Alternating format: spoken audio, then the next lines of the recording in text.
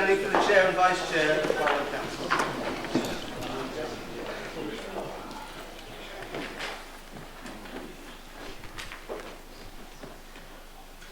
Good evening, councillors. Before we sit down, I'd like to have a minute's silence for General Sir George Cooper, who died recently.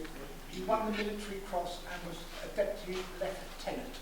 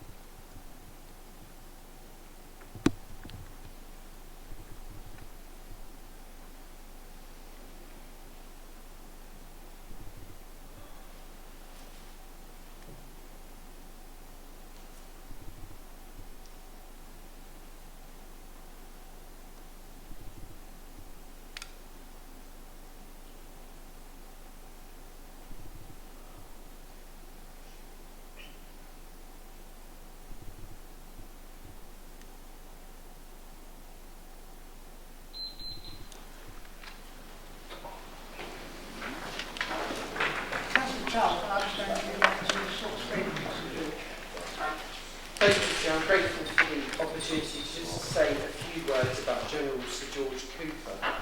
Born on August 10, 1925, Sir George was destined to make a significant mark in history. Sir George had a very successful military career, which should be recognised by this council. For his courage and leadership, commanding an engineer troop in the 55 Field Regiment, supporting first the Black Watch and then the Duke of Wellington's regiment during the Korean War, he was, as you said, Chair, awarded the Military Cross. Sir George went on to be promoted to Lieutenant General and be appointed a Knight Commander of the Order of the Bath in 1979. On promotion to a four-star General in 1981, he joined the Army Board as Adjutant General, responsible for personnel. He went on to be appointed a Knight Crown Cross of the Order of the Bath in 1984. But in his retirement, Sir George became Deputy Lieutenant of Essex. He was a man who put Harlow, his county and his country first, a true patriot. Sir George passed away earlier this month, but he will be remembered by local residents as a principled man who was passionate about preserving the special character of Old Harlow where he lived. He took a great interest in local issues recently. He supported the successful campaign to retain the original Old Harlow St John ambulance plaque. My colleagues, Councillor Garnett and Councillor Livings, developed a great friendship with him over many years. I'm sure all councillors would like to pass on their thoughts to Lady Cooper and their son and daughter, Tim and Claire. Does anybody else wish to speak? Absence. Apologies for absence. Yes, Councillor Mike. Councillor Phil Waite. Thank you. Councillors Mike Garnett and Mike Holloway. Thank you. Item 2, declarations of interest. Are there any councillors' declarations? Councillor Carter. Declare pecuniary interest in items 9A to 9J, except for H, as a remunerated council director of HCS Property and Environment Limited. Having taken advice from the monitoring officer, I will remain in the meeting for these items unless specific HCS matters are discussed. Thank you. Yes, it's Councillor. Yeah, the same. Thanks, that's fine.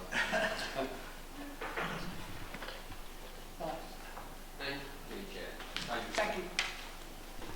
Councillor Davis. Councillor Perry. Madam Chair, I've been told by the monitoring officer I need to declare an interest as a teacher in Harlow because the budget amendment I moved allocates funding or proposes to allocate funding to the benefit of all children who go to primary and secondary school in Harlow. Thank you. Minutes of the council meeting of the 31st of October. Are these agreed? Agreed.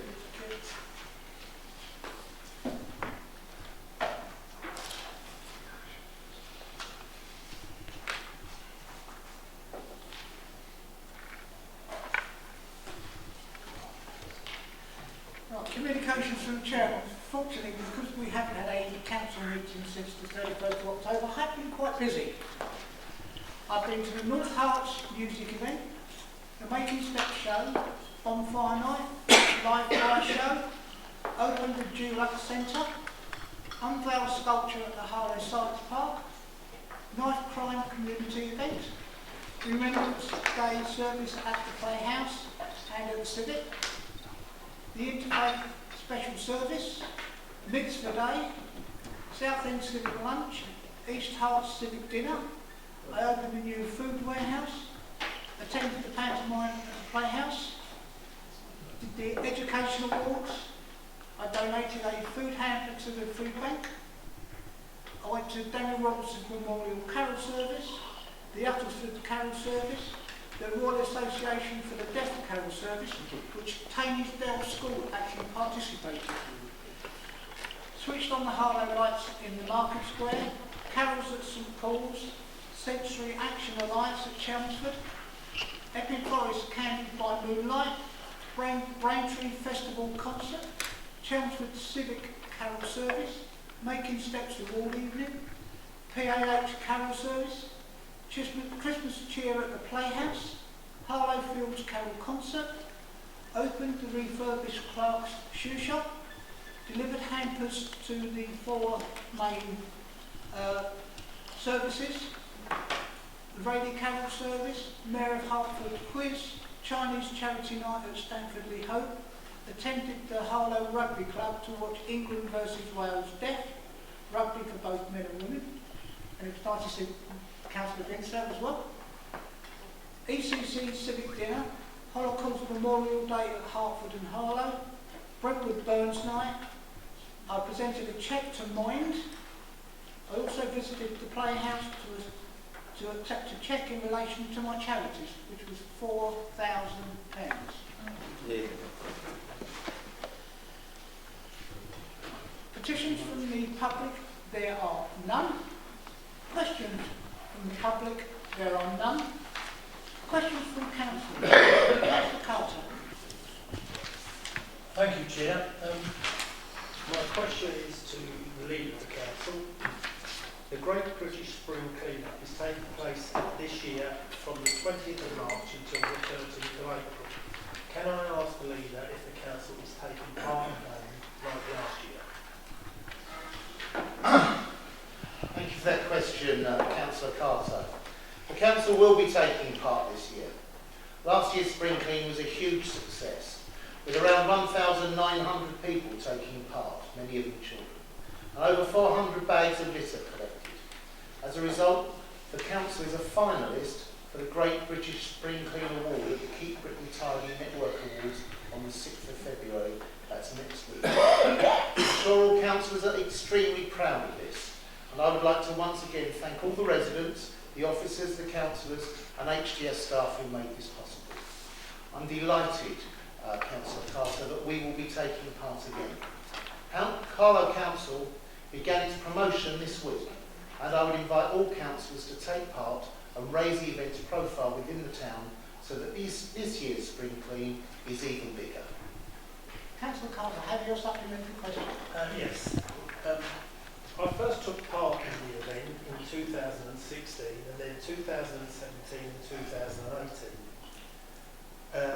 The first time the council physically got involved was 2019 when I received a phone call from Councillor Chris Vince, who wanted to be involved, and with his help we got the council officers, we had a very successful 2019 operation. This year I've been in touch with the organisers who've given me a lot of information from other areas where we can actually improve our collection rates.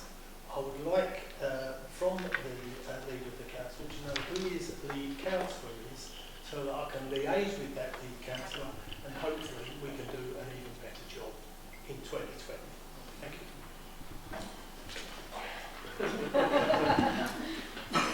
Well, thank you, Councillor Carter. And only this morning, as I shared a card with Councillor Vince, we were talking about who had contributed to litter picking, and your name came up as a frequent helper out in that great duty. I think initially you should come to me, and I would delegate that responsibility very soon. Thank you very much. Councillor Charles. Thank you, Chair. Can the portfolio holder for environment confirm what lessons were learned by Harlow Council who was forced to retender the current waste and recycling contract? Councillor Curtin. Can you read it out? Do you want this? Yeah.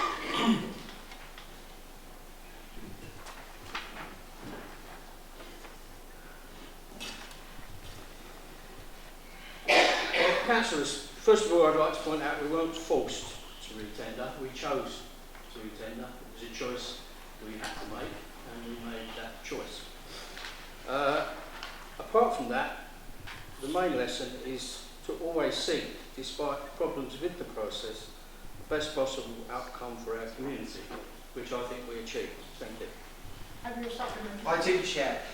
Has Harlow Council recovered all of its costs associated with the retender of the current waste and recycling contract?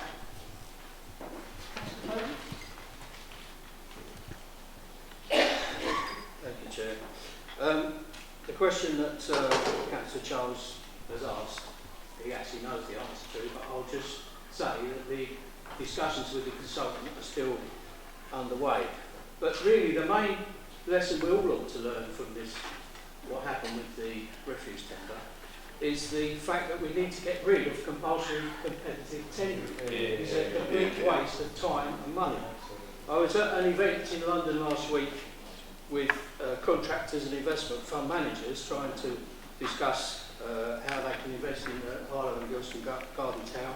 And they pointed out that they, on average, make 2% profit on their contracts, but they spend 3% on tendering for them. It means that they can't actually concentrate on offering higher quality and innovation to their clients, except they can only race to the bottom on price. And of course, in the end, who pays that price? It's the workers that pay that price. Because if you get cut to the bone on competition on price, it's the workers' wages and conditions that go by the board. We can compare the opposite situation with HDS, where we have innovation, we have decent wages, good industrial relations. A company that's integrated into our community, and the money we spend, not only do we get money back, but the money we spend goes into the local economy.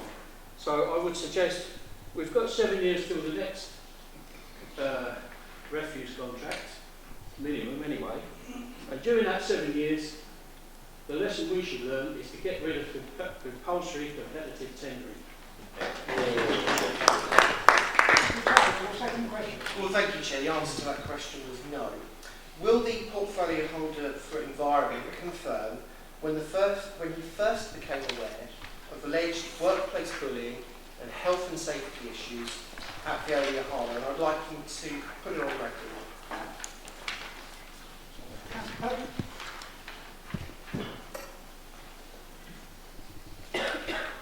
Well, again, Chair, Councillor Charles already knows the answer to the question he's asked because he's had a full briefing from the Chief Executive. The answer is Friday the 17th of January 2020. I can't give an exact time, I'm sorry. Grateful for that, I wasn't aware. During an interview, your Harlow posted on the 16th of January, representative of local waste operatives accused Councillor Purton of lying about alleged workplace bullying and health and safety issues at Veolia Harlow. Does Councillor Purton agree with me that that individual was telling the truth? Councillor Curtin. Thank you, Chair. Well, once again, we have another allegation from Councillor Charles. The definition of allegation is to make a statement without evidence. So many times he does this on all sorts of issues. In fact, he's done it so many times that really he's now lost all credibility. We, of course, can all remember the road I was going to build through the town park. The traveller's site that I was going to establish in Old Harlow. The fact that I was going to close Hopscotch Road. And of course, just more recently, the fact that the council, through me, because it's my portfolio, was allowing Persimmon to build shoddy houses. All fake news. So what is all this about? Why do we keep getting ourselves into this situation? The truth is that we're really just bit players in the latest YouTube video to add to Councillor Charles' back catalogue of right-wing warrior status. As far as we were concerned, once we did know, which was Friday the 17th of January, once we knew, within one working day, we had met the union, we'd met the regional manager, and the local managers were suspended, as we demanded. That's what you should do when you hear of evidence of workers being bullied and abused. You should act to put it right, and that's what we did. What was Councillor Charles' first thought? To report to the council, as he should do, as a responsible local councillor, evidence of bullying? No. His first thought, it was, how can I use this to my political advantage? How cynical, ignoring the plight of the workers to gain more sound bites for his political campaign to be elected as a Tory MP. I'm afraid, Councillor Charles, your time's up. Consider your position. Councillor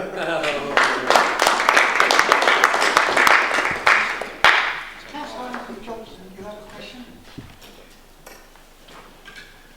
Chair, under the Standing Order 11.2, paragraph B, I would like to ask the Leader of the Council, and having given notice to yourself and sought permission, and having given notice to the Chief Executive of the Council, the content of my question, given where we are with news this week of some pieces around the UK, will the Leader of Harlow Council reassure residents of Harlow that the flag of the European Union will cease to be flown outside the Civic Centre at 11 p.m. tomorrow? We don't get it down until after. Tomorrow morning? PM. Oh, here. Thank you for your question, Councillor Johnson. I can assure the Council that as we are leaving the EU on the 31st and entering a transition period, it's appropriate to cease flying the EU flag, and that's what we will be doing tomorrow. I'll ask a supplementary question. Chair, would the Leader of the Council agree with me that instead of the EU flag, we should be flying the triple say of Essex on that flagpole?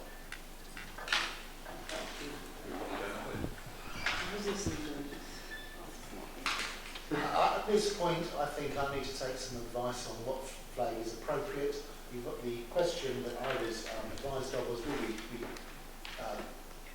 bringing down the EU flag. It shows the urgency of all this, isn't it? We're talking flags. It's deadly urgent.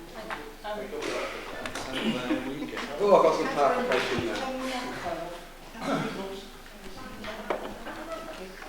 Serial offender, aren't I? Yes. I'll have to slap your wrist. I have to make a motion from Councillor. Councillor Shears?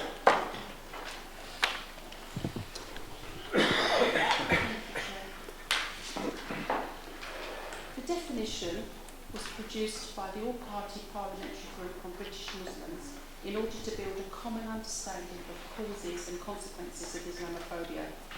It was decided upon after 6-month consultation with academics, lawyers, elected officials, Muslim organisations, activists, campaigners and communities. Harlow Council should adopt this definition to help tackle Islamophobia, build a common understanding a common understanding of its causes and consequences, and express solidarity with Muslim communities. It is important that we take a stand. Its urgency is evident.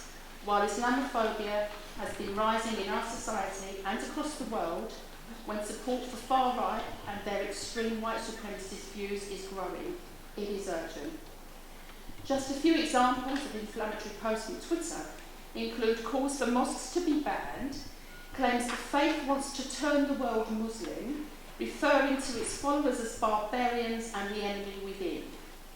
In 2017, Tell Mama recorded a total of 1,330 reports. Of those reports, 1,201 were verified as being anti-Muslim or Islamophobic in nature and as having occurred in the UK between January and December 2017. Also, according to Tell Mama, women are more likely to be attacked or abused if they're wearing Islamic clothing. Just a quick look on Google and I found the following incidents. December 17, McDonald's staff refused to serve a woman because she was wearing a hijab. Imagine that for just one moment. Think how it must have felt to be refused service for wearing a hijab. What is that saying? How is that okay? Well, it's not, is it? In October 2017, a pig's head was thrown through a Muslim family's window, an absolutely appalling crime in Manchester. We will all remember the attack in 2017 in Finsbury Park, where one person was killed and 9 others injured when the van was driven into a crowd 100 yards from the Finsbury Park Mosque, where a group had just been praying in the month of Ramadan. January 2020, these anti-Islamic slogans were painted on a building near a mosque in Brixton, South London. All those in public life have a duty not only to challenge but campaign against this hate-filled prejudice. We must work together to rid our country of this evil. Adoption of the definition is a public act that states we will not accept Islamophobia in Harlow, and we recognise it for what it is, helping us to create deeper understanding and awareness at every level of our society.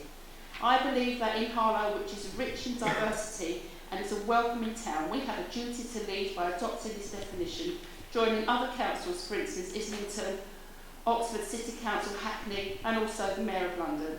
Let's pass this motion tonight and say to all our Muslim residents, we stand with you always. Councillor Watson, None of the none. Right. do you wish to speak? Regard Or would you like to? Reserve. Anybody wishing to speak?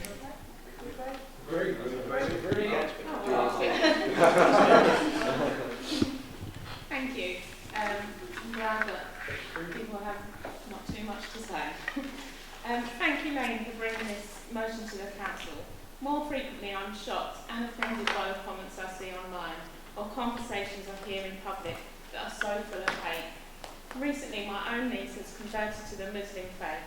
It fills me with pride to see her grow with confidence as she meets new people and learn more about the faith and starts her new life. But it fills me with sadness when I hear negative comments from her own friends and sadly my own extended family. It must not be the norm that people are anxious or afraid to celebrate their faith in the way they dress or they should feel uncomfortable to be on public transport or even enter in the places that they wish to worship. I know that some of the people that make comments are not hateful people, and they certainly don't hate my niece. I know no one could. But they do need educating. The normality of these comments does encourage hate in others. It seriously impacts on our communities and prevents us working as one. We all need clarity on the effects of our behaviour. As a council, we need to lead in the education and set this as an example. Therefore, I fully support and second the motion, and I urge you all to do the same. Are we all agree? Yeah, agree. That's passed. Good. Well done.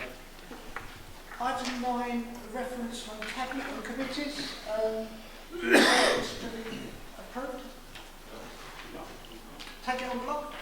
Yeah, great. Great. Now we come to the main.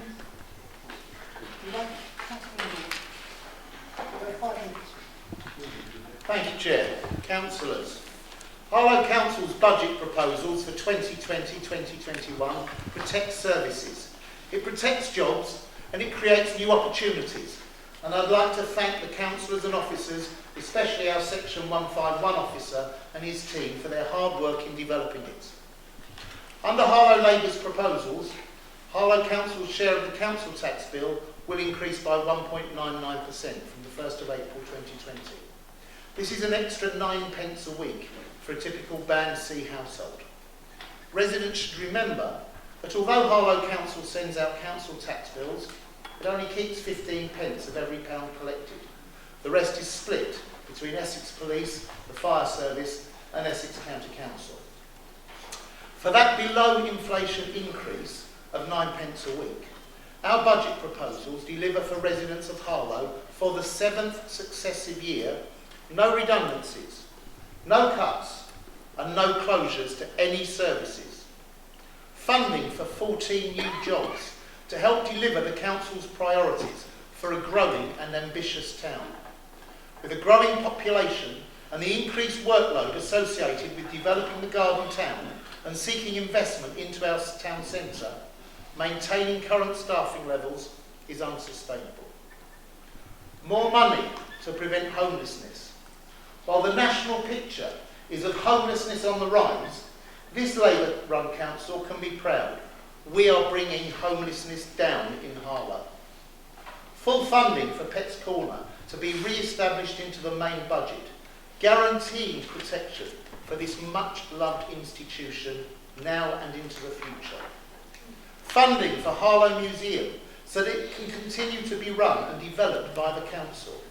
This money includes funding for STEM activities for this year and next year to encourage our children to develop the skills they will need to benefit from the exciting, well-paid science and technology jobs we are bringing to Harlow.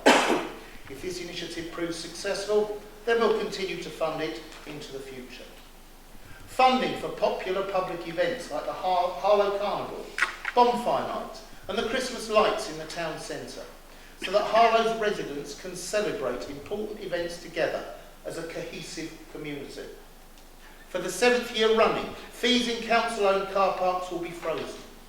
Our commitment to 1 hour free parking will continue in neighbourhood shopping centres and in the town park.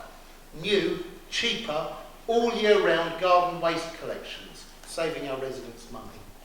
And much of this is paid for by efficiency savings of £422,000, brought about by our forensic approach to rooting out waste and inefficiency. Councillors, our ambitious proposals also set out housing budget plans for 2020-2021. These include funding to be put aside for any further fire safety measures to council-managed tower blocks as required by the Grenfell Tower Public Inquiry. We wait for the report to be concluded, but we're confident we've put sufficient money aside for all eventualities. Nothing is more important to us than the safety of our residents.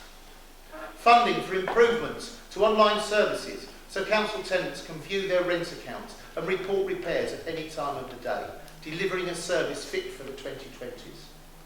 Finally, our proposals set out in the capital programme of this budget will see this Labour Council investing in the regeneration of our town. Included in our proposals are the start of a £12 million programme of new council and affordable homes within Harlow. Homes that the children of Harlow residents can really afford to rent on long-term, secure tenancies. £5.5 million for safety and compliance work in council homes. £10 million on other improvements to existing council homes, new boilers and new windows that will bring significant savings to our tenants. Also included is £5 million for the Harlow Science Park development, bringing fulfilling, exciting, well-paid jobs and wealth to our town. And a range of measures in operational and commercial buildings to improve energy efficiency and reduce the council's carbon footprint and reinforce our commitment to addressing climate change. Councillors, we are a confident and capable council that has year on year shown that we can be trusted to work in the best interests of the residents of Harlow over the long term, investing in people, investing in jobs, investing in communities, investing in a future for the benefit of all. Thank you.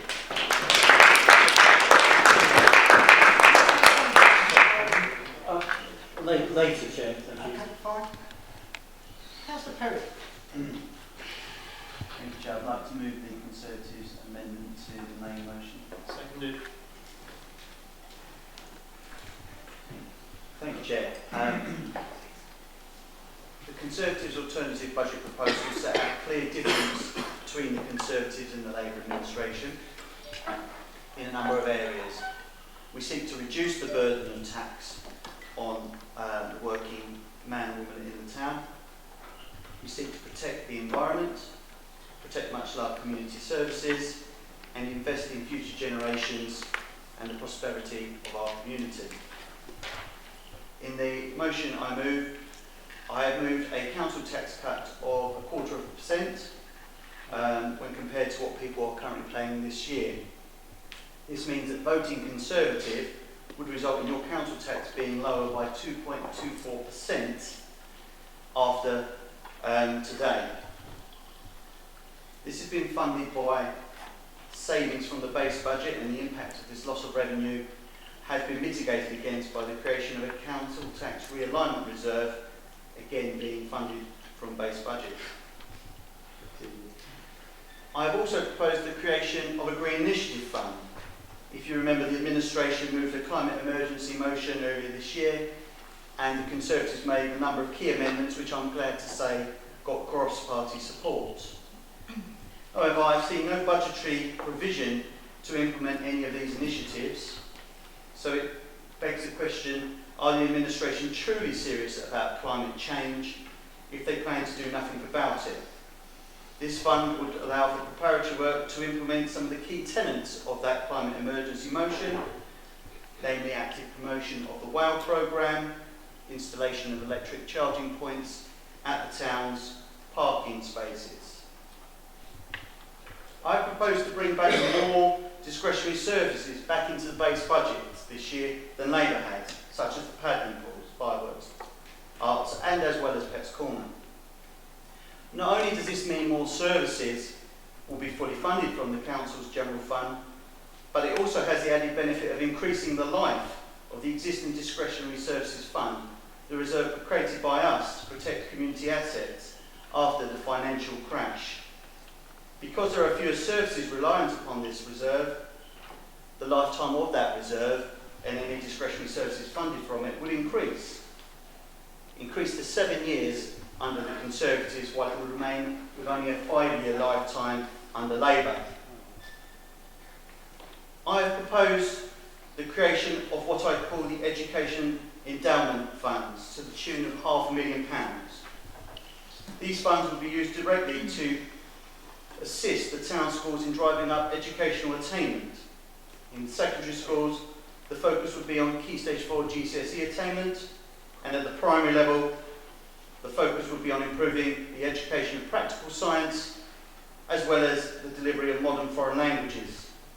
These are not only already established key drivers by educationists in the town, but they will be essential as we leave the European Union. A more educated populace is a more engaged populace. This has a positive effect in the future on antisocial behaviour, in bringing it down, driving down crime, and increasing life chances and indeed life expectancy. And part of my proposal would also be to top up and increase the STEM fund, which I'm glad the Conservatives moved last year and gained cross-party support. It all feeds into the narrative that the Conservatives are the party of the ladder and of opportunity, and we, no matter who you are or what your background is, we will give you the tools necessary to rise as far as your talents will allow. I've worked to ensure that our current services, namely the discretionary services, are on a more secure footing before we employ more council employees to the tune of £500,000. The problem with employing more people when some post holders of this council still derive their salary from the discretionary services fund itself is that we are putting new jobs ahead of existing jobs. before we set them on a firm and stable footing. In other words, the administration is employing new people on fixed contracts whilst leaving its current employees' futures in the balance. This also has the added effect of adding £500,000 worth of savings, plus pension costs and future pay awards, as an increasing pressure on the general fund over the lifetime of the medium-term financial strategy beyond its lifetime. Any cut to council tax pales into insignificance by comparison. And one point of difference. The Conservatives will seek to... Thank you, I'm summing up. I don't think you noticed, Councillor Perry, Carry on quickly, please. I'm glad to note the administration has admitted the error that I pointed out and was laughed at about Pets Corner's future funding at Cabinet the other night, and indeed future savings of £100,000 will not be necessary, which draws into stark contrast our competency with the numbers as compared to theirs. They talk of forensic analysis of the numbers, but they don't actually do it. So if you vote Conservative, if you vote for this, we reduce the burden of tax. We seek to protect the environment, protect much of our community services, and invest in future generations in this community with a competent and cogently well thought out plan. Thank you, Chair. So my right to speak, Chair. Councillor Danvers.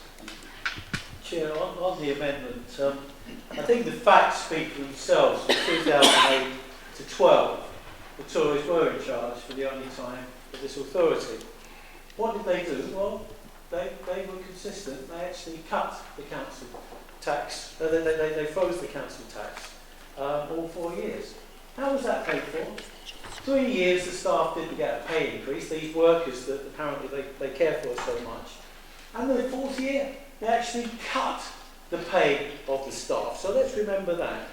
Secondly, all these services that are apparently being taken back in, we've slowly taken them back in because of the mess that they left us with no money for the museum, no money for the paddling pools, no money for the playhouse.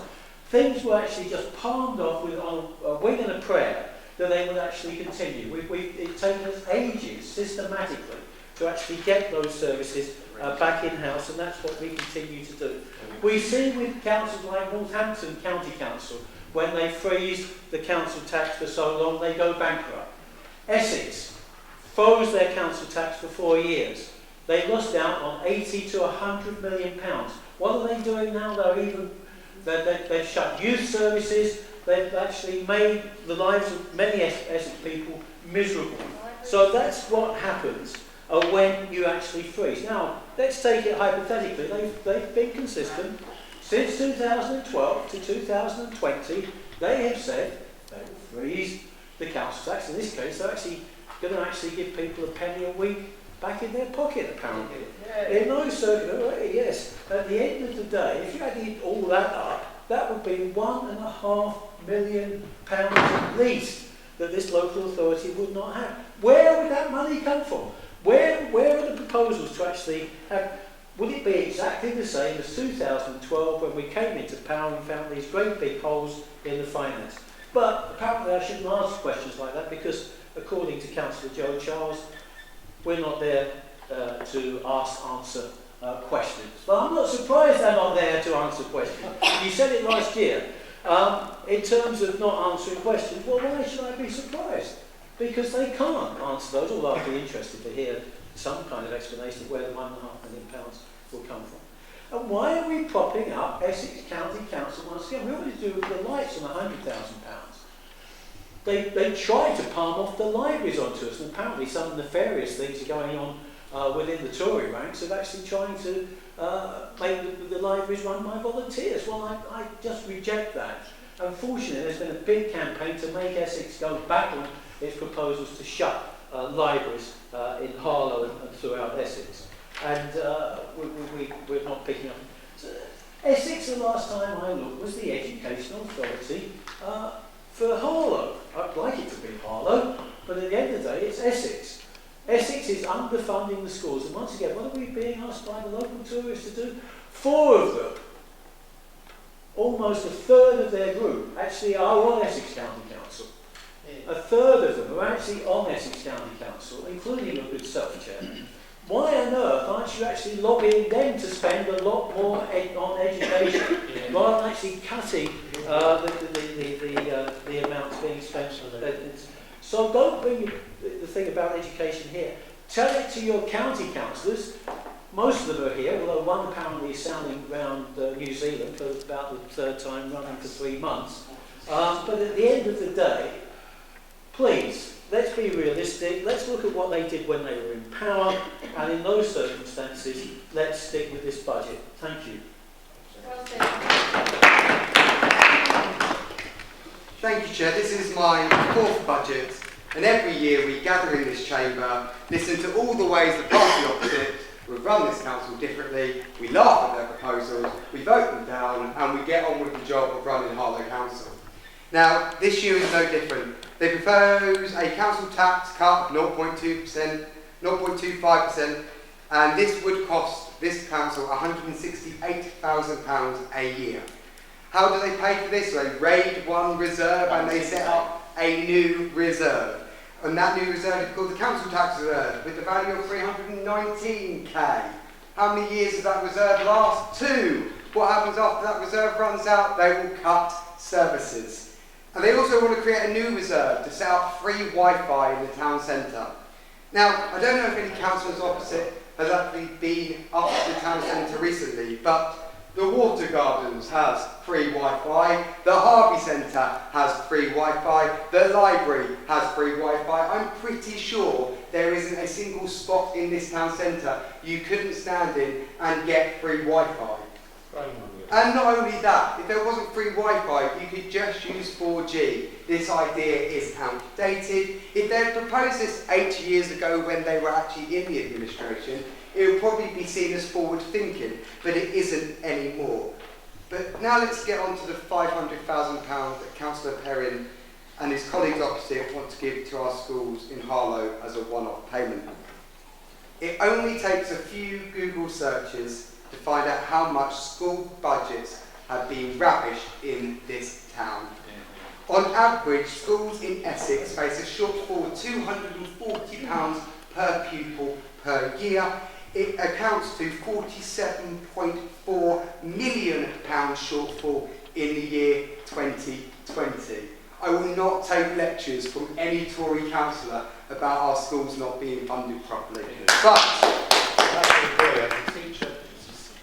But in Harlow, my own school, Burnt Mill, faces a cut of £660 per pupil. In Stewards, a school that I know Councillor Perrin knows well, their students face cuts of £752 per pupil. Again, I will not take lessons. So how far will 250k to this secondary school go to mitigating the Tories' cuts?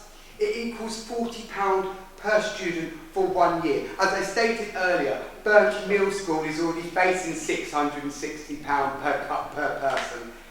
It was like applying a sticking plaster to a gaping wound. If Councillor Perrin was serious about fixing the damage his government has caused to education, maybe he can lobby his friend Robert Halfon, the chair of the Education Select Committee, and tell his Tory government to fund education properly.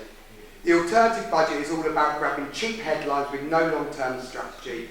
One cheap gimmick here, which we'll pay for years to come. But it's okay. The residents of Harlow already know this. It's why they vote for us every year.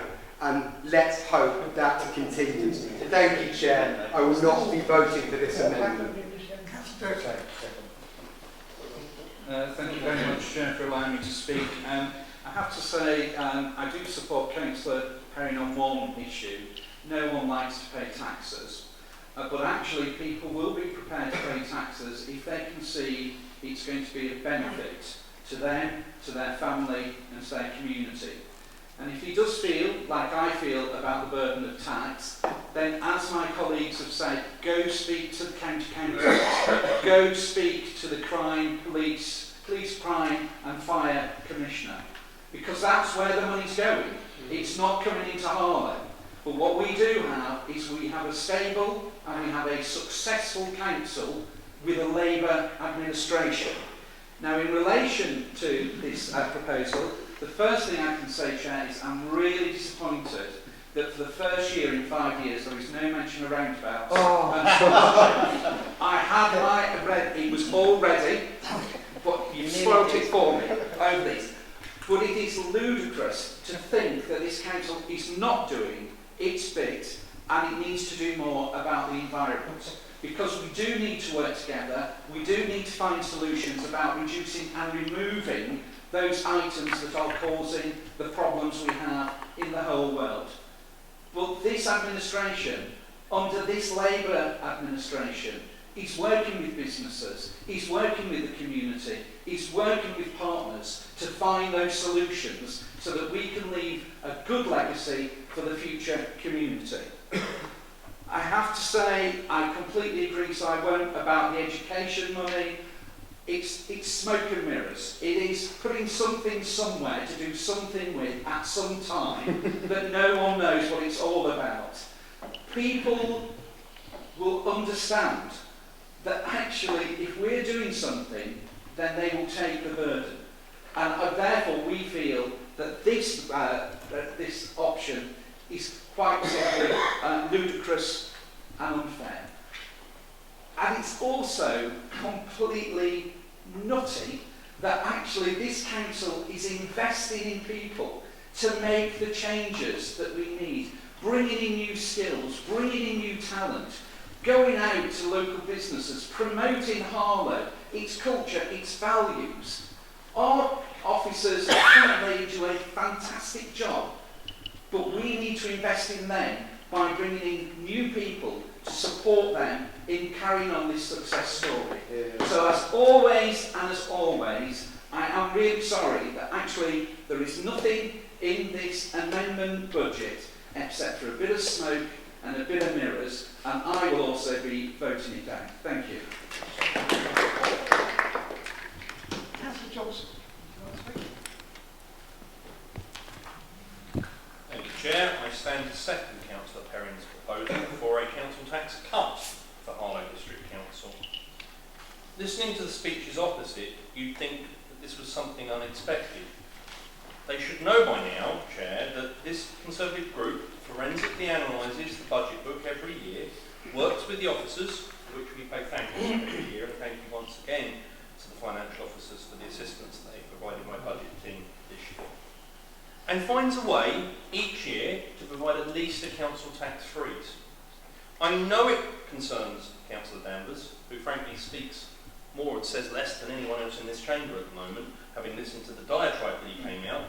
I'm surprised he didn't mention Margaret Thatcher. But anyway, we were waiting for that, we had a bet on it. But anyway, Chair, this Conservative group has put together a budget that balances, that's been cleared by the Section 151 officer, that provides a council tax cut, and means at the end of tonight, when you pass your budget, as I'm sure you will, given that you have the votes in the chamber, council tax will be 2.24% higher than it needed to be. And that is the point, Councillor Durkin. No one minds paying a little bit of tax extra if it's required. We have consistently shown on this side of the chamber each year why it is not required. And the reason it's not required this year is there is no need to spend an additional £500,000 on extra staff. I can make sense of it perhaps if the staff were needed, but when we asked at Cabinet, the one chance the opposition gets to identify issues with the council's budget, the one chance that we get to ask questions, we asked what these staff are for, and the leader said, I'm not going into that at the Cabinet meeting, this is not the place for it, I'm not going to tell you, other than to tell us that each Cabinet member would get a member of staff. I wonder, does the union of the member of staff have to match the union of the Cabinet member? Or is that not how it works in the Labour Party? Councillor Mullard,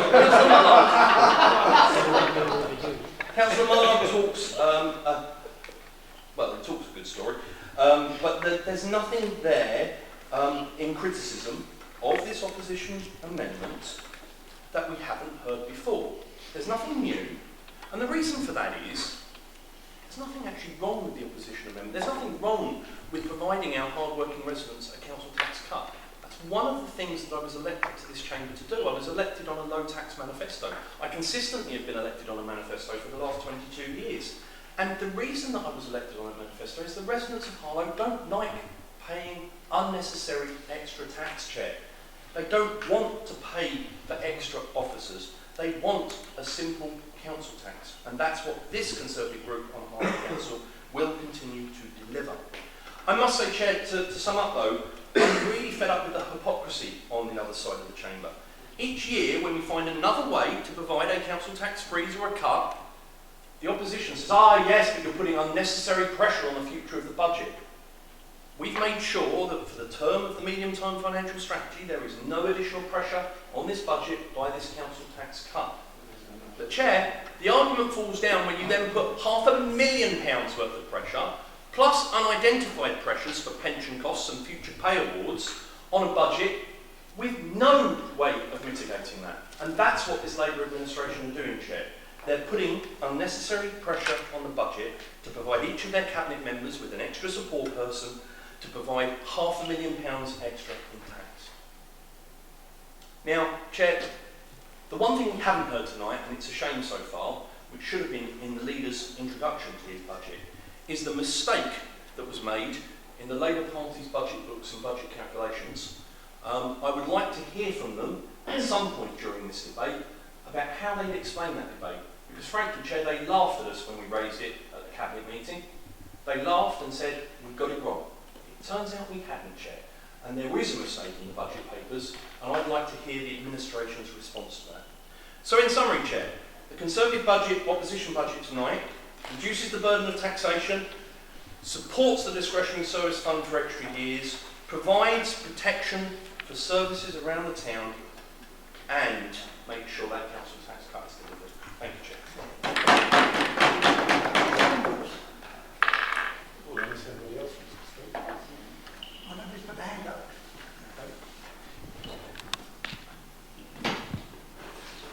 Chair, councillors, I've spent many hours over the last day and a half looking through the Conservative alternative budget proposals in detail, and I'm sorry to say they don't stack up. In fact, they're a shambles.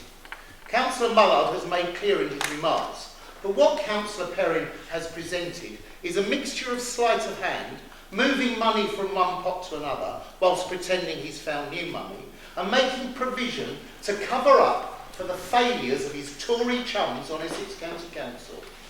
Councillor proposes we ask Harlow Council taxpayers to cough up £500,000 to provide for our schools, provision that we already pay 85 pence in every pound that we collect for Essex County Council to deliver. If Tory Essex can't deliver what schools need from the 85 pence in every pound they already take from Harlow, what does that say about a Tory administration? And what does it say about the 4 Tory councillors opposite who sit on Essex County Council? They propose STEM funding. Fair play, Councillor Perrin. That's a good idea. A great idea. That's why it's already in our budget, as an item provided through the museum for this year and the next. And then we'll evaluate it, and if it's successful, we'll continue to fund it. You like my idea. They propose to cut the new jobs we need to increase the council's ability to deliver to a growing population and to meet our obligations to the Garden Town development. Councillors, meeting more unavoidable demands on the council without increasing the workforce is unsustainable. Actually, it represents an effective cut in staffing per head of population. The Tory government cut police numbers, and we saw the chaos that brought about, leaving them to have to begin recruiting new officers to replace the shortfall they had caused. You cannot deliver decent public services without adequate staff to deliver them. A lesson the Tories should have learned from the shortages of nurses, the shortages of GPs, and the shortages of teachers that they have brought about. Either they don't want to learn from their mistakes, or they don't really care about quality public service delivery. All this to save a penny a week. But the key question about their alternative budget is one of sustainability. Councillor Danvers spoke about how that penny a week council tax adds up. In fairness, Councillor Perrin, you've created a £351,000 fund to cover the loss of revenue brought about by your 1 penny a week cut in council tax. But it covers that loss for just 3 years. And then there's a black hole. A black hole that could only be met in the future by savage cuts to services or large increases in council tax in years to come.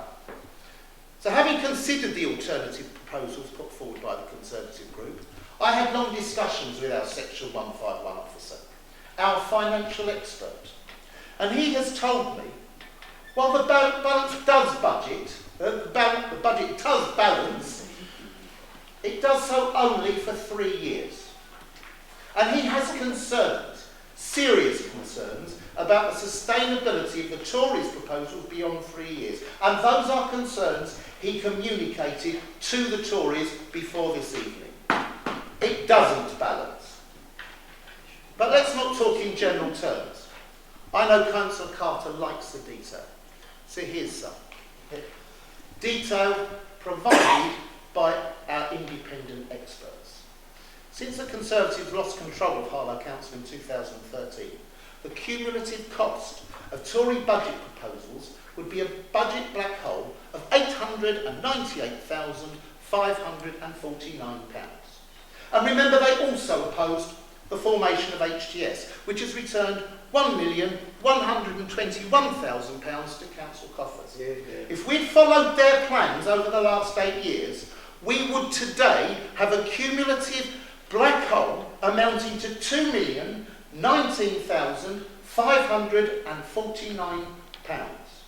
That's the entire cost for a year of the Playhouse, a year of the Community Safety Team, the Leah Manning Centre, the Youth and Citizenship Team, Abandoned Vehicles Collections, the Licensing Team, playgrounds, pavilions and sport pitches, all without funding if we followed your budget proposals over the last 8 years. Councillors, theirs is a budget full of gimmicks that is dangerously unsustainable in the long term and that would lead Harlow into the precarious position of failing Tory towns like Northampton. It's not a serious document, it's a penny dreadful, and it needs to be voted down.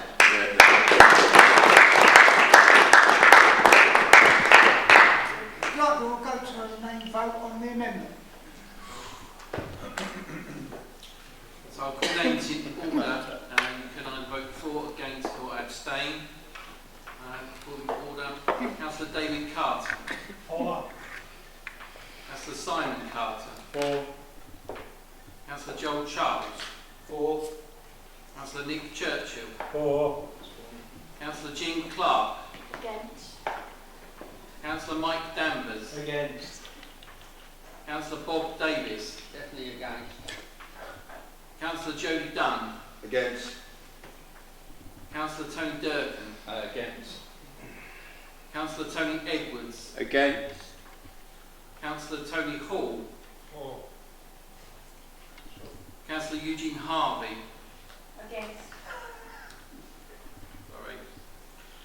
Councillor Maggie Holbrook. Against.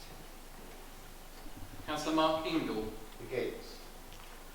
Councillor Shannon Jezard. Against. Councillor Andrew Johnson. I wish to be recorded as voting for a council tax cut.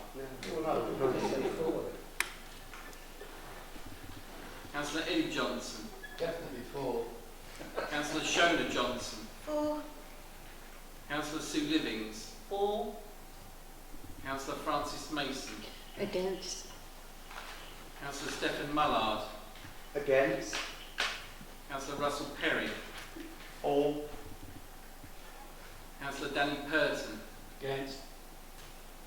Councillor Lainey Shears. Against. Councillor Clive Souter. Abstain. Councillor John Stratton. Against. Councillor Emma Toll. Against.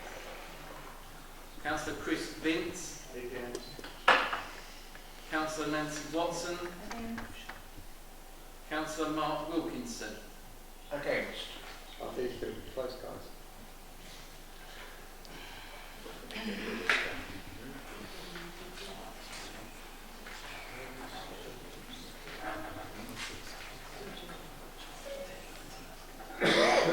Chairman, that was 10 abstention, that is lost. So the amendment. Anybody wish to speak on the Councillor Pope?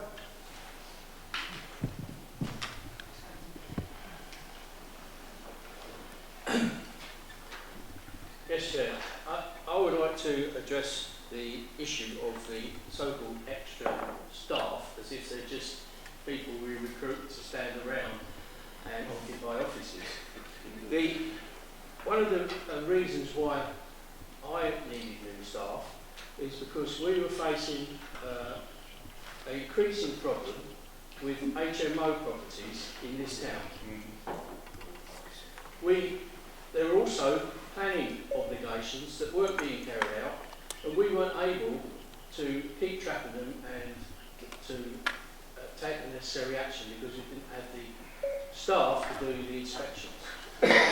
We've managed, and I'll be reporting this in more detail at future cabinet, we've managed to aggregate to ourselves some powers which we should have had before, but we've now got powers to deal with HMOs in a variety of ways. We now need to have the staff to implement those powers. No good having powers if you haven't got the means to implement them. So this is an issue that our community really feels strongly about, and it's not just an issue that's slowly creeping in, it's accelerating.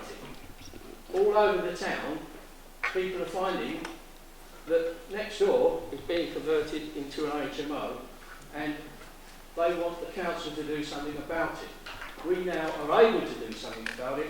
We need the staff to implement those policies, and I think that those extra staff will be The skills that can push us forward. In my portfolio, economic growth, even though we found the money through the funding of the science park, it is still absolutely vital that we have talented people who can actually go out there and support and market and create opportunities for those. I commend Andrew Brabbage, I commend Jane Greer for everything that they have done, but of course Andrew has moved on to greater and brighter things, and therefore it's really important that we bring in a new team to support the existing team to make the differences that we want to. We need to do more around the enterprise zone, and again to bring people in who can focus on those particular issues is a good decision to make by this council today. It's about helping existing businesses, but it's helping grow new businesses. And why that's important, it's because of the economy. Because more businesses that we have, we get the business rates, but we get jobs, we get opportunities, we get careers, and we get aspiration. So this budget isn't a standstill. This budget, for the first time, is actually moving forward to actually say we are now ready, and we can and we will make the differences. The second point, which hasn't been mentioned, but I have to say from our leader's point, a celebration about the tree planting, about how we have been so driven to actually do our particular bit over those particular issues, and that's good for business because people see as they drive through or looking around actually the difference that this Labour administration is making. I would also like to mention one thing just in case my leader has forgotten. A number of years my favourite Councillor Johnson, Councillor S. Johnson, and myself, with the very late and sadly missed Guy Mitchinson, had a great discussion a number of years ago about wildflower planting. And we had, a number of years ago, decided that we were going to go around and bomb the place with wildflowers to make a difference. Now, but actually, through our leadership and through the commitment of the environmental team and HTS, we're going to make it happen. And I have to be saying, I want to be planting that first one, and actually I want to do it in memory of Guy Mitchinson, who was actually so central to those discussions at that particular time. Third issue, parking, no change. That's really important for the little businesses in the hatches and the areas that we have. Now I have to say, I'm always slightly frustrated that we don't have any empty shops at the moment, and we have a waiting list. Unfortunately, some of the shops are nail bars, but actually they are popular. That is what the local people want at this stage. What we also know is that people who use those services then go on and either use other shops in those areas. So there's always positivity about it. But to encourage those local businesses and to support them, it is a compliment to this council that yet again we have not increased the parking charges for those particular areas. This is a budget for growth. It is a budget for opportunity. It is about local jobs for local people to make the difference. What we need to be doing is breaking, and I think we have, the warehouse mentality of what people view Harlow as.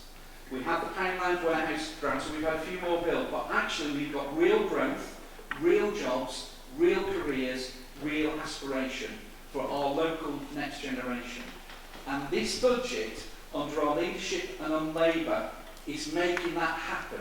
So I absolutely truly believe that once that message goes out to the people of Harlow, they will recognise the value of that amount of money that we are asking, because it is actually taking us to the next dimension and the next place.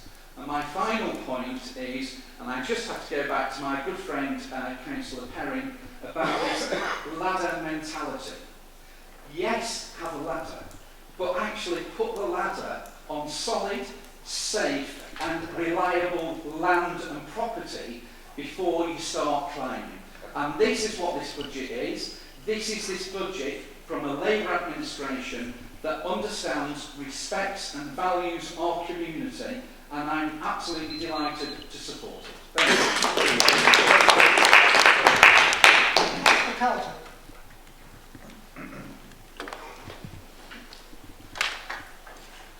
Thank you, Chair. You'll see we're not moving any housing amendments tonight.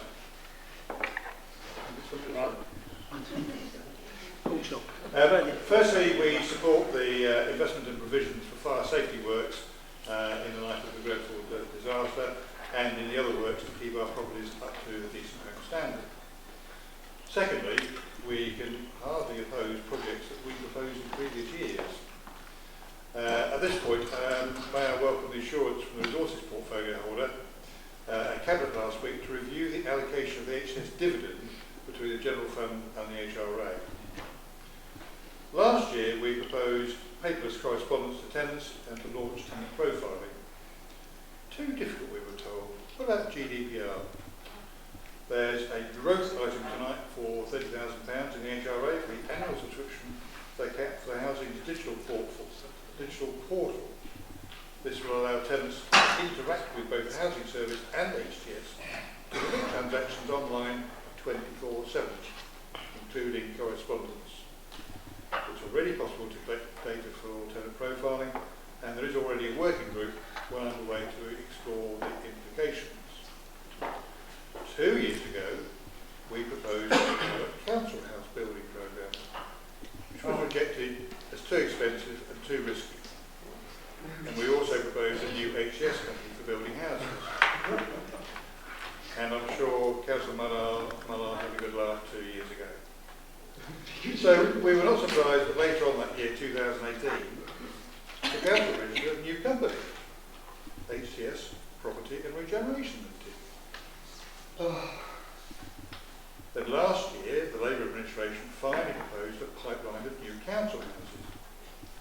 The pipeline mainly consisted of 14 houses in Bushycroft and 3 in the Readings. The Readings already had a budget of £70,000 for preparatory costs for 18-19. Tonight there is another pipeline of new council houses, which includes 14 houses in Bushycroft on land it transpires today the council does not own, and 3 dwellings in the Readings where the preparatory costs have rocketed up to 382,000. The administration is always moaning about cuts and having no money. Now they want to build 3 council properties at an average cost of £466,000. £466,000 each. You could buy a very nice 4-bed house in Church Lane for that, or even 2 2-bed houses. So I have to ask whether this is the best use of scarce resources. In those immortal words of John McEnroe, Sadly, the council, No, it's a horrifying. in last year's budget, there were preparatory costs for 18-19 and again this year, which means you've not only not built any council houses, you haven't even started building. The new HCS company is still on the shelf, with no directors and no business plan. From the answer at last week's Cabinet, there is no sign of a business plan emerging in the near future. So, if you're not going to build any houses, why have a housing company? The pipeline is dependent on the use of right-to-buy receipts, which must be used within 3 years. Last year, you lost over £3 million paid back to the government because you weren't organised enough to use it. By the end of March 2020, there is a forecast balance of 9 million of right-to-buy receipts. With the delays we have seen so far, how confident can anyone be that these sums will be used before they too have to be repaid? To lose one lot of £3 million may be unfortunate. To lose two looks like carelessness. So by having to rely on opposition proposals, with no housing company, no housing starts, eye-watering costs for new council properties, and the announcements made tonight, we can only conclude that this administration is incompetent and no longer fit for office. It's time they gave way to somebody who is. Didn't know there was any liquid in the fridge then. Thank you, Chair. Well, I think after this debate tonight, I think the first thing I'm going to do personally when I get home tonight is Google what the all-party support means on my iPad, because it's very clear that there's a lot in politics that sometimes divide us, but also there's things that I think we are united on. What's pretty clear tonight, that what the opposition say during the last 12 months, which they famously say they've got all-party support with us on, doesn't actually manifest into reality when it comes to the budget. Myself, Councillor Pert and Kathleen Ingle, earlier this year, gave evidence to the Overview and Scrutiny Committee regarding HMOs, enforcement HMO issues across the town. There was all-party support with a recommendation that we need to enhance our HMO enforcement area. What we have done is taken an action from that recommendation, not just sit there and deny it in front of the cameras. We've taken an action on that, and we have brought a budget tonight that enforces more people for HMO enforcement. So all-party support seems to have gone.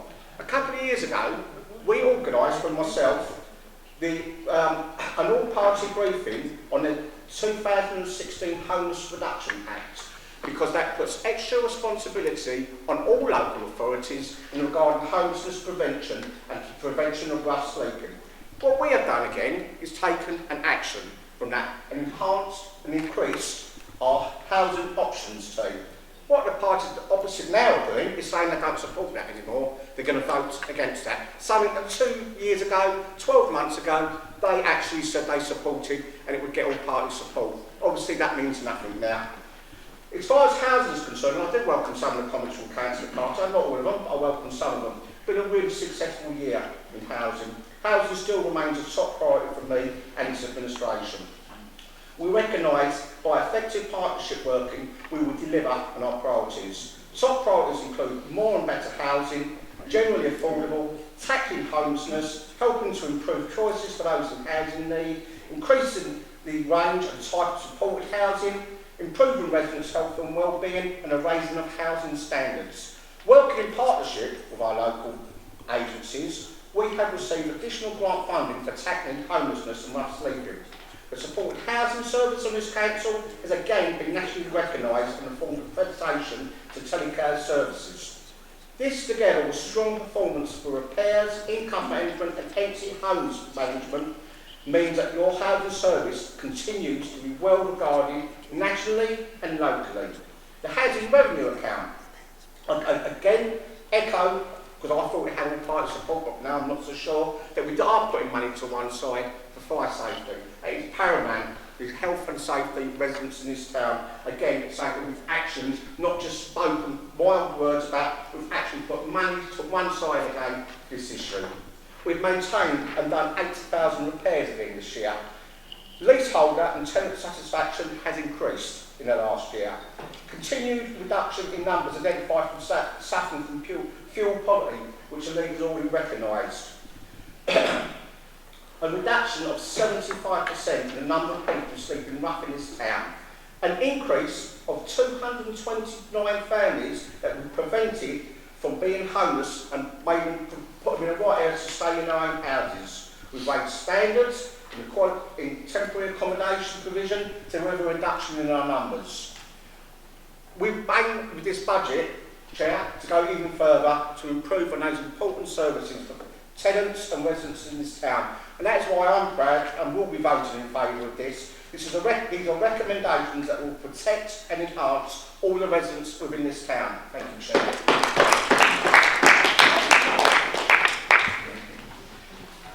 Well, Chair, I'm delighted to receive the title of right-wing warrior in this council because Labour-run Harlow Council has got its priorities all wrong.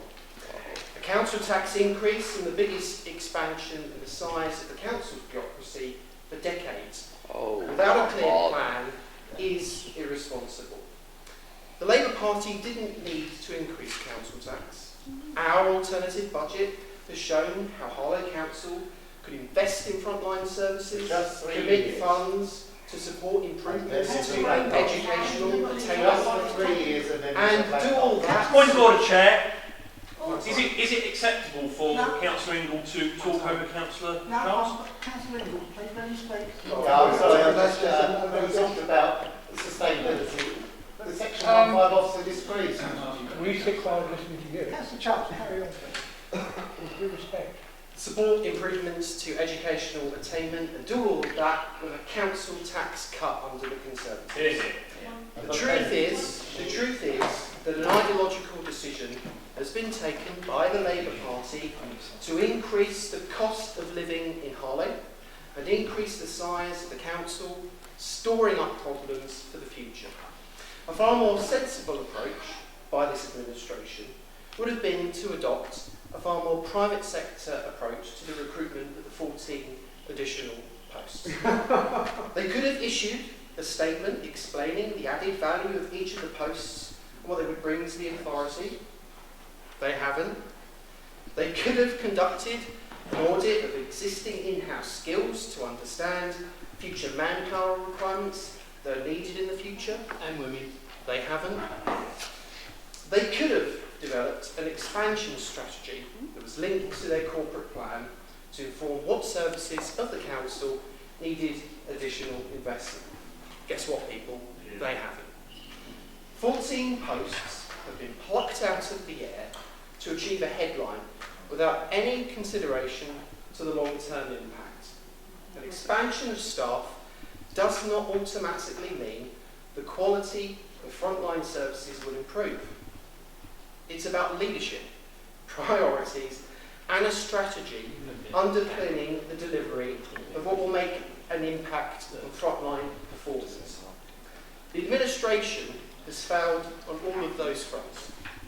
As we head towards the local elections in May, it will be for this Conservative group to set out a vision for transforming our public services for the better. Labour's budget fails to deal with the growing calls to make council services more responsive to the needs of residents. It is this Conservative group that will focus on targeted investment to improve council services. Labour have also adopted a smoke and mirrors approach to building more houses. Harlow needs more council houses, but the council's plans set out in this budget remain unachievable until they develop a clearer implementation plan. There is a vehicle for delivering on the building programme, as Boris Johnson would say, up and ready, but the council was effectively, through inaction, mothballed the new HTS subsidiary. There was no mention in the council's budget press release about tackling antisocial behaviour in Harlow. A concern and worry for many residents. The council must never be complacent about this challenge.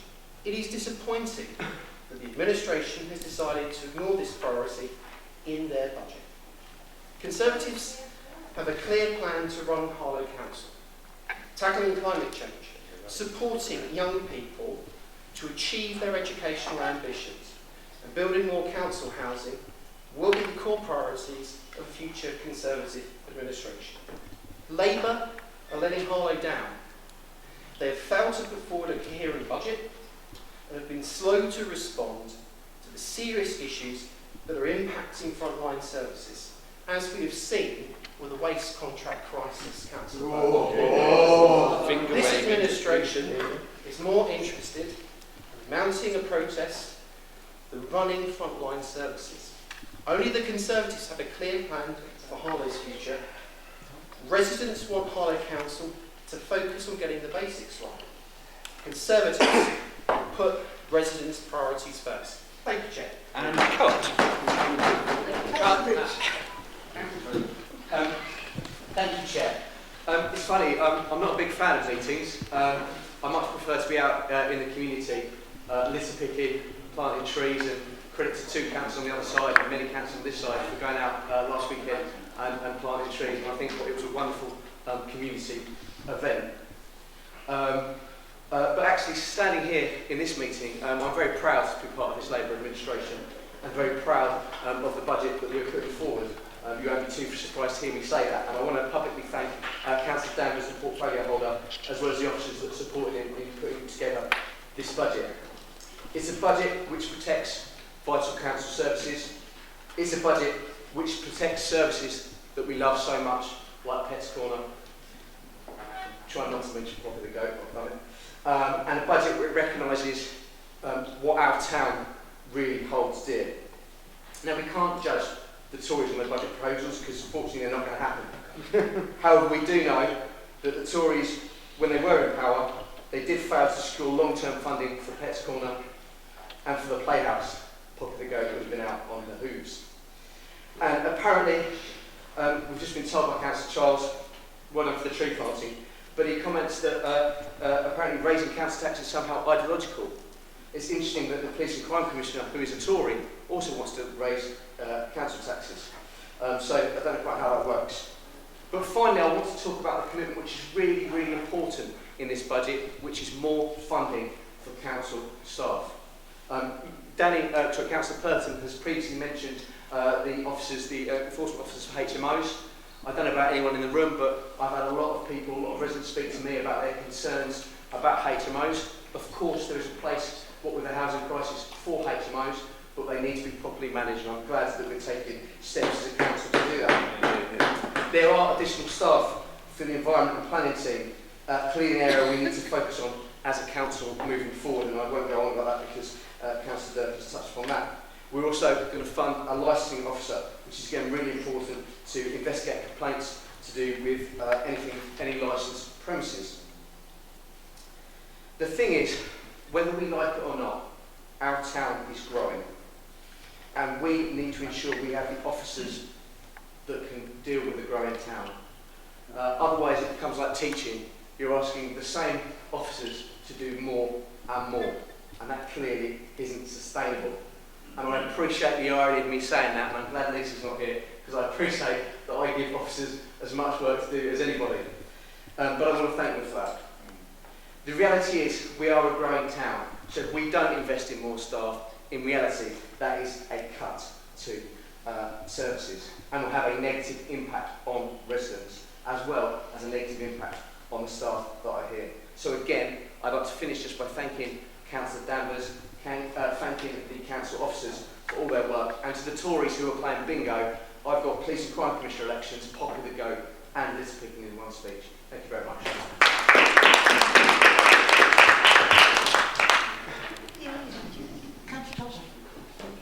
Chair, Standing Order 1114, paragraph B, I wish to ask Councillor Danvers, as portfolio holder for resources, a question on the reports before us that came to Cabinet last week. At that meeting, Councillor Danvers laughed and said that Councillor Perrin was wrong for pointing out an error in the budget papers with regards to Pets Corner. Will Councillor Danvers now apologise for that? What was said was just to pick up this issue. It was raised at the Cabinet last week to require the full funding of Pets Corner at the base budget of 128,000. However, the previous published report in January set the current budget at a figure of 100,000. So we've needed the extra 28. That these two positions are necessary. And I just want to explain to you, one is the Community Economic Development Officer. And that person's role will be in part, by no means in total, but to optimise the opportunity of Public Health England's arrival in Harlow, which is a massive opportunity for this town. I mean, we'd all agree on that. And if I tell you that today, before this meeting, I chaired the first meeting of the newly formed Community Liaison Group, which we advertised in Harlow Times, and we had fantastic response, and we've got a really strong group of local residents coming together to meet quarterly with senior management of Public Health England. To meet with, I didn't understand, sorry.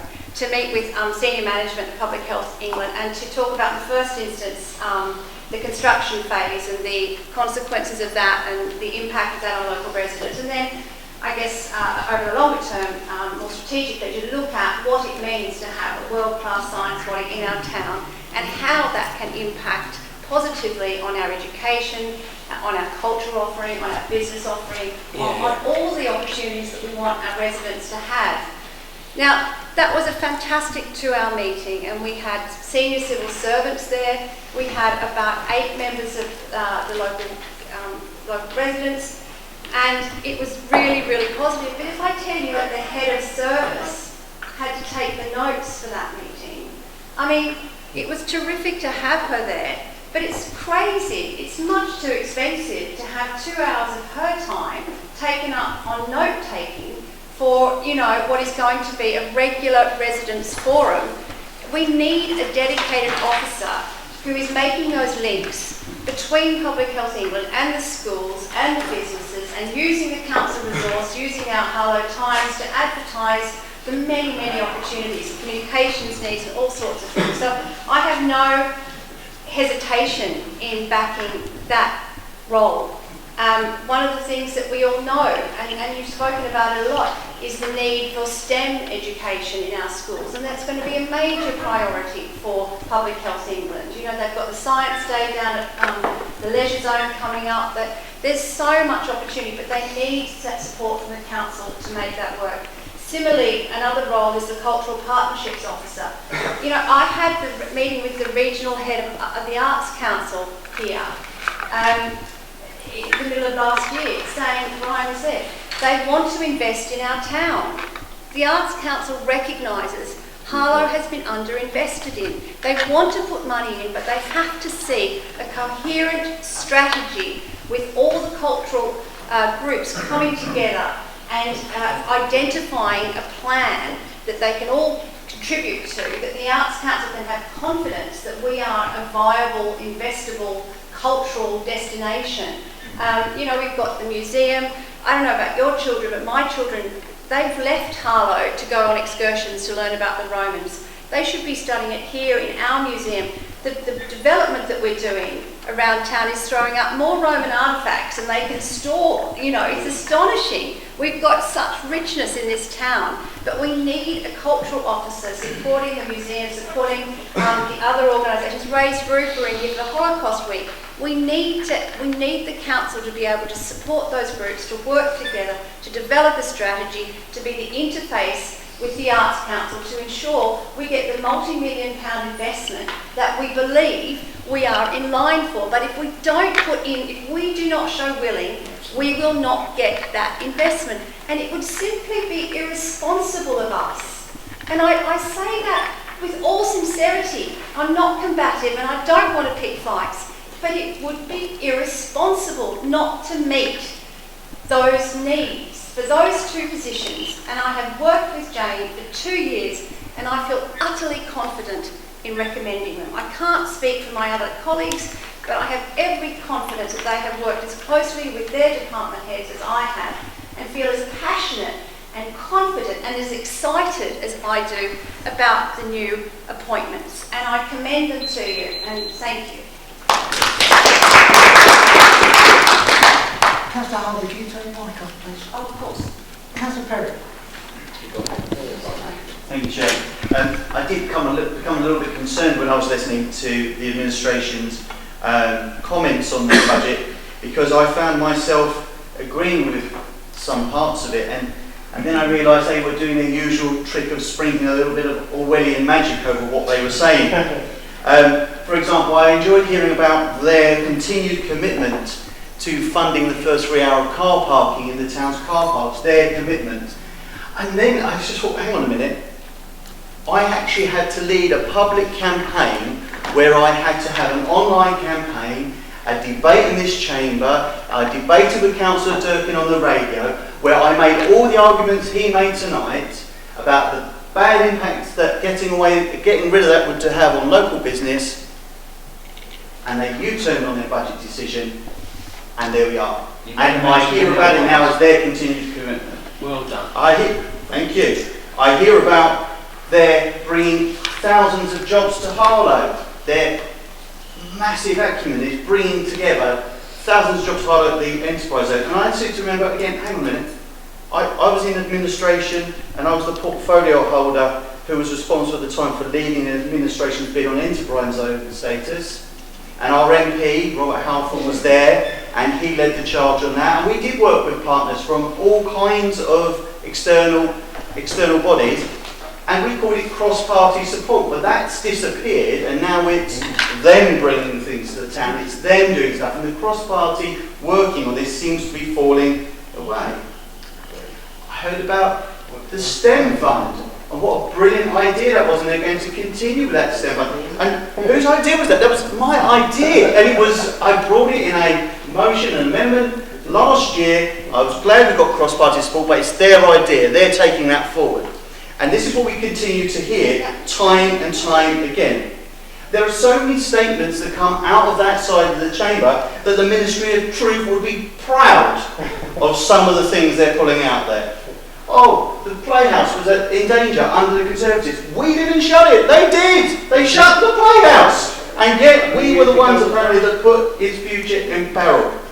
We hear of the continual impact that a council tax cut would have. A council tax cut that this party would move in administration.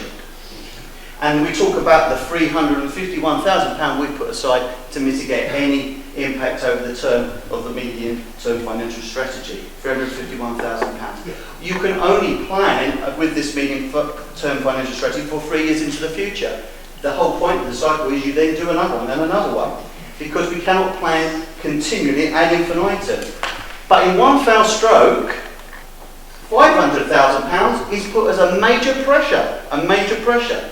And you talk very passionately, Councillor Harvey, about the good work that the officers of this council do. And I agree, they do excellent work. But some of those officers you mentioned, they are funded from the discretionary services fund still, and they've not been brought over into the base budget. That is the concern that we have with some of the moves you are making.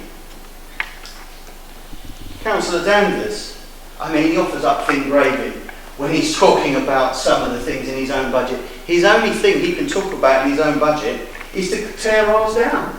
I hear very little defence of what he's proposing to do, and he still doesn't wish to apologise for laughing at Cabinet when I pointed out that there was £100,000 that had not been accounted for in terms of Pets Corner. I have an email from the officer apologising and saying, yes, you are quite correct, Councillor, there was £100,000 put in the medium-term financial strategy, which was an oversight and it has now been removed. That was the question I was asking, but I couldn't get the answer from you because you didn't understand your brief. So much for your forensic analysis of the situation. That is the problem I have with your budget. I can't trust it. It could be the best budget in the world, but I couldn't trust the figures you put forward because you don't know them. And that's why I won't be supporting this budget. Councillor Danvers, do you wish to speak? Councillor Danvers, do you wish to speak? No, Chair, no. Councillor Strachan? No.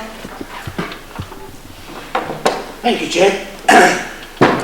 Just a few points, really. I'd be proud if the people that are coming under me would be in the union, because I only belong to one union, and that's the credit union. So I hope the Harlow credit union. So hopefully they will be part of the Harlow credit union.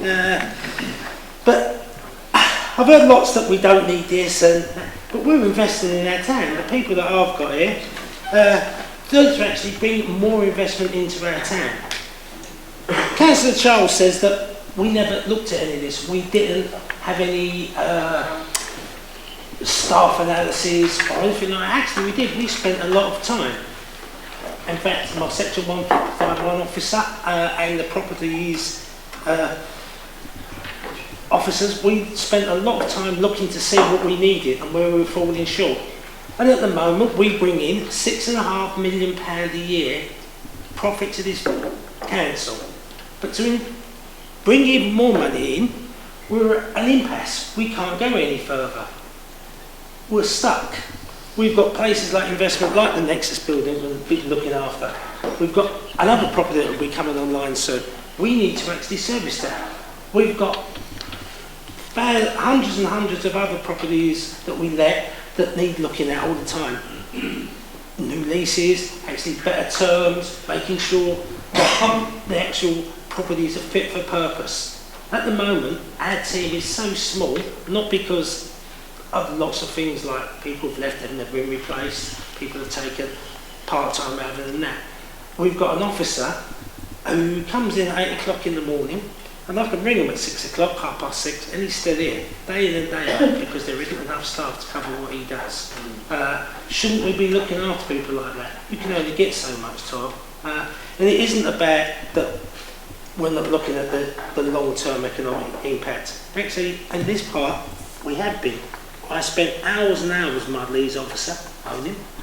We took it back, we've been backwards and forwards, and we've got a thing that actually will bring in an income. It will be paid. As you can see, some of it's already offset on some of it, and as we grow that business, it will actually offset all of that. It will actually make a profit for our council. So, I'll just move on to another few things that I've mentioned. Antisocial behaviour. That is a big, big problem. My ward suffers from it badly. But actually, some of it's the council. But actually, do you know what it is? The reason it's got so bad is the Conservative cuts to policing. Yeah. We've got no view service at all. That's been cut. There's nothing actually for any of these children. So there's very well saying that Harlow Council should be out and we should be talking about it. We don't. I do it daily. There is things in there, you just haven't looked enough to actually combat some of that. And we'll make a release about it and you'll find out when you've looked at it properly. But that isn't our problem. As a council, we can't fund everything. We'd love to. But of course, as we all know, since the Conservatives come in power, we can tell we've lost over 50% of our budget. So every time we're looking at it. And so, do you know, we are investing in our town. There are lots and I could keep going up. I've got 5 minutes and I should have made more of notes. But I will definitely be supporting our budget because we are looking for everybody in our town. Councillor Edwards. Yeah, very briefly. I was slightly amused by Councillor Perrin's remark about discretionary budgets. I seem to remember when we first started removing items from the discretionary budget, bringing it into the main budget. We were then told that if you did that, you would put those items under threat because you only were doing that on a year-on-year basis, whereas if they remained in the discretionary budget, they could go on forever, effectively. So on the one hand, you seem to be claiming now that there are things in the discretionary budget that need to come into the main budget, and I may well agree with you on that. But whereas on another occasion, you make exactly the opposite, the same sort of opposite argument. Talk about Orwellian. As far as this budget is concerned, I find it fascinating to hear the Tories sort of say year on year on year, it's possible to keep the budget below the... Can I ask a question under 16.13 personal explanation? A councillor can make a personal explanation at any time. A personal explanation may relate to some material part of an area discussed by the councillor. Thank you. I have never said at any time in previous years that bringing things into the base budget puts them at risk. Yes, you have. In fact, that seems to be your default, Councillor, is just to laugh at everything. We've seen that. Because you actually have said that in a public meeting. Chair, am I not allowed to speak? I mean, Councillor Mullins. It's Mollard. Sorry, Mollard. I do apologise. Oh, okay, fine. Sorry, I thought Councillor Susan was chairing the meeting. So, I have mentioned in the past about bringing things into the base budget, and when we put things into the discretionary services fund, the administration has said those things were at risk, and we have brought things back in our proposals year after year after year because we recognise that they will be on a safe footing, but we said because something is in the discretionary service fund does not necessarily put them at risk. We were merely adopting the administration's point of view on that when they kept telling us that they were. Thank you. That was clear. Carry on, Tony. As far as Councillor Charles is concerned, and the Conservatives, year on year they say, oh, it's possible to come in, you know, we can freeze the budget, we can cut the budget, we can carry on. But we've heard this evening of some of the demands on this council. We know the demands as far as HMOs are concerned. We know that we've got a growing town. We know that we've got huge pressures on our services. And it's not unreasonable, it seems to me, to actually, for the portfolio holders and the officers, to sit down and say, where are the pressures, what needs to be addressed, and for us then to invest some money in a very open and transparent way, but to invest some money into actually addressing those issues. We've got, like Councillor Harvey, I was at the meeting with Public Health England this afternoon. I was also at a meeting, a growth board meeting yesterday, when it was talking about the opportunities that are going to be coming into this town. Now, in order to prepare for those opportunities, we have to have officers within this council who can actually address some of those issues and do the necessary spade work. And that means a bit of investment. And if we get that, and if we put some investment in, then we will get the returns. If we don't put the investment in, we won't get the returns. It's as simple as that, really. So I would like to say that I fully support this budget. I think it's a good budget. I mean, in terms of the additional cost, it's pence a week or whatever it may happen to be, it's a marginal amount. But in terms of the possible ways that those increased resources can, and the return that we'll get on those increased resources is well worth it. So please, I for one am fully going to be supporting this budget this evening. Thank you. Does anybody else want to speak before Councillor Davis? Councillor Davis.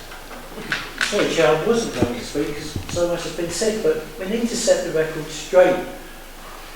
The Tories established the discretionary fund, they called it the Peace Society Fund, and they let the museum, they had no finances for the Playhouse. When we came in, there was no finances for planning. That had an important part of Wood Nature Reserve, which functioning very well, was given away. With the discretionary fund, bit by bit by bit, we've actually tried to wind up services. But let's remind ourselves that since 2010, I know they don't like a history lesson, the Conservative government has year on year on year on year has cut the funding of this authority.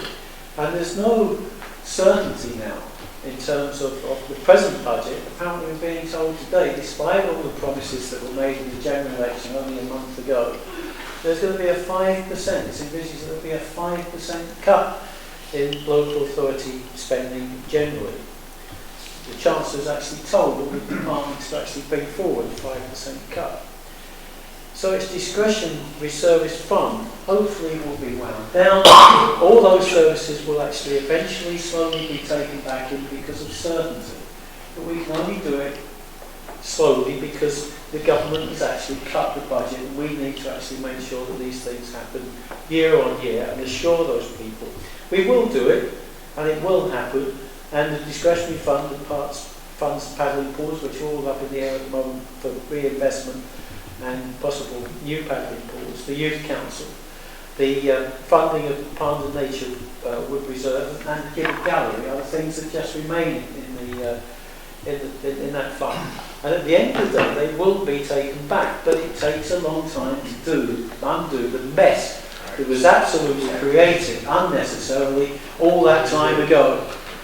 Would you like to sum up on the main motion? Thank you, Chair. I'd like to start with an apology, actually. I interrupted you, Councillor Charles, in your speech. I shouldn't have done, that was wrong. But I do get rather overexcited when you speak. It reminds me of when I was young and I sat on my mother's knee and I watched Jack and Laurie. I love children's fiction. And that's what that was, stories for children. Let's address some of his fiction. He speaks about how we should have adopted a private sector approach to employing new staff. Now look, this is the Councillor Charles who opposed HTS. Then he approved HTS, a council-owned building. Now he's opposing council staff. And presumably at some point, once they've proved their worth, he will approve those as well. It's an interesting journey you go on, Councillor Charles. You speak about expansion of staff, not bringing improvements. I think the Tory government found when they cut 20,000 police officers and the chaos that ensued with crime in this country, that cutting staff harms public services. And if employing more staff doesn't bring benefits, why is your hero Boris employing an extra 20,000 police officers? It's a waste of money, surely, in your world. You complain about slow delivery. Yep. And then you complain about new posts to address council priorities and improve. A very strange world you live in. And while we're on the subject of fiction, Councillor Perry, honestly, you are a faker. You talk about being the real champion of green issues. Look, Councillor Perry, I spent a lovely morning the other day with Councillor Charles and Councillor Carter planting trees. It was good, wasn't it? There were lots of Labour councillors there. Shame is that's only one of 3 planting sessions. One of them was in your ward, Councillor Perry. You didn't go to any of them. Not one Tory councillor from Sumners and Kingsmore planted a tree in Sumners and Kingsmore. You're a faker, a windbag. I was cycling with my children. Good for you. I took my children to plant trees. I apologise for interrupting. I cut down trees instead of them. So let's get on to Please do. It's a fiction, you can't hold it in his head. Chair. I'm sorry, Chair. Just taking my leave from there. So, Councillor Perry, behave yourself. So now that Jackanory's over, let's get on to a serious summing up of a serious matter, the budget for Harlow Council.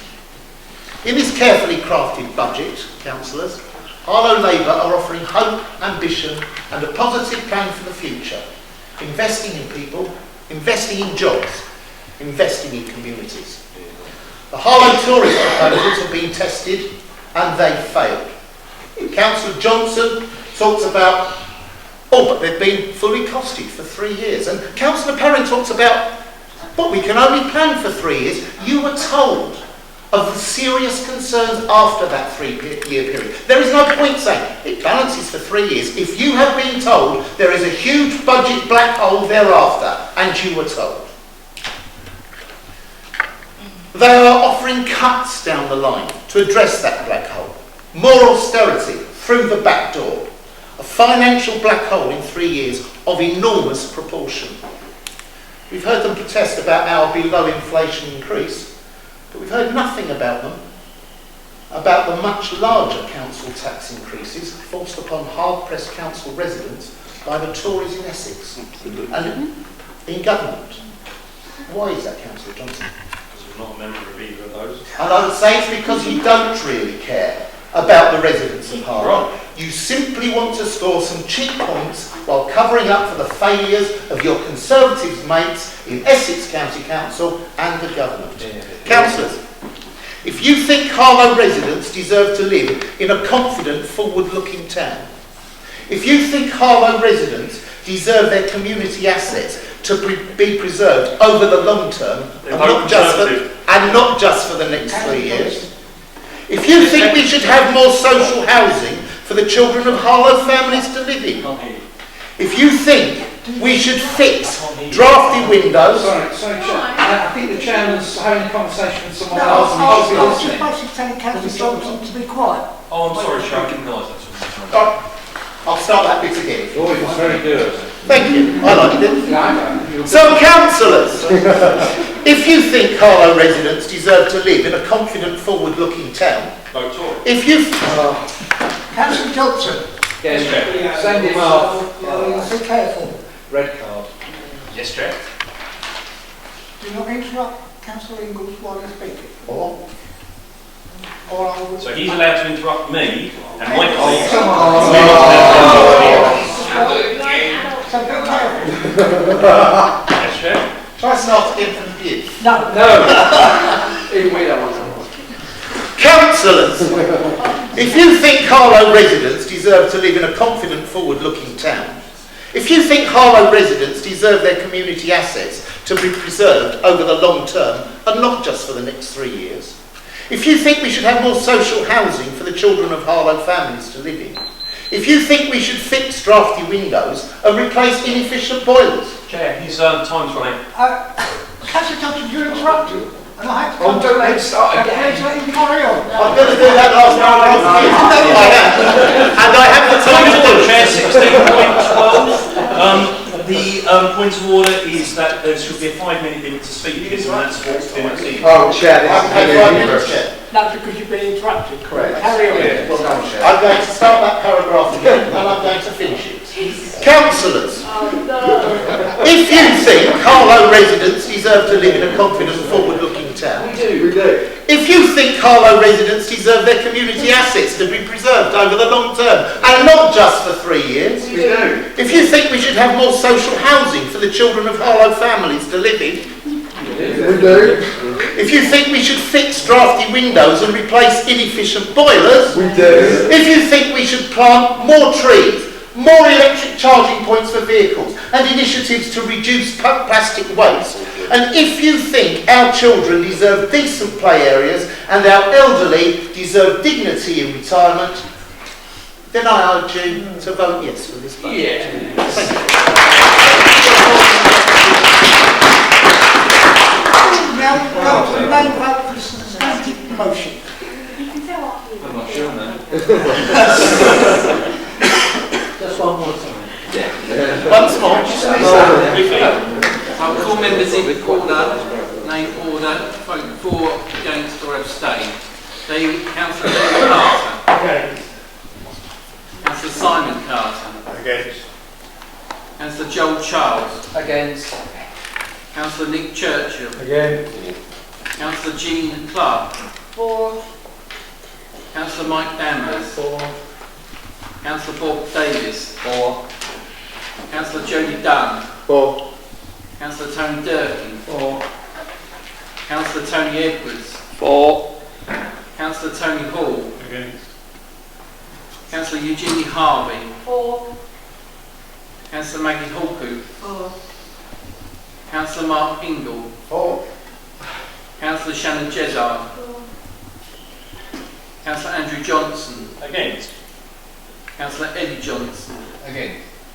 Councillor Shona Johnson. Against. Councillor Sue Livings. Against. Councillor Francis Mason. For. Councillor Stephen Mullard. For. Councillor Russell Against. Councillor Danny Purton. For. Councillor Lane Shears. 4. Councillor Clive Souter. Abstain. Councillor John Stratton. 4. Councillor Emma Toll. 4. Councillor Chris Vince. 4. Councillor Nancy Watson. 4. Councillor Mark Wilkinson. 4.